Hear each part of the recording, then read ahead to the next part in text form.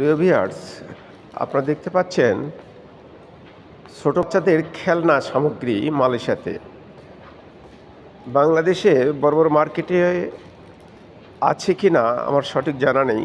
থাকলেও কীভাবে এখানেই ব্যতিক্রম ধরনের খেলনার সামগ্রী মূলত আপনারা দেখতে পাচ্ছেন।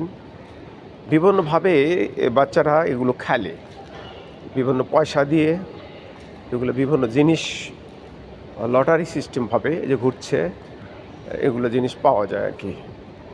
অনেক টাইম পাওয়া যায়, অনেকটা পাওয়া যায় না। বা গেমস খেলে ওই যে ছোটো বাচ্চাদের। আবার ড্রাইভিং সিস্টেম, গাড়ির ছোটোর থেকে তারা ড্রাইভিংয়ের পারদর্শী হয়ে ওঠে। দেখতে পাচ্ছেন খেলার সামগ্রীগুলো। এই খেলার সামগ্রীগুলো থেকে আমরা অনেক কিছু ধারণা নিতে পারি বাংলাদেশ আর মালয়েশিয়ার পার্থক্য কতটুকু। আশা করি ভালো থাকেন। আল্লাহ হাফেজ।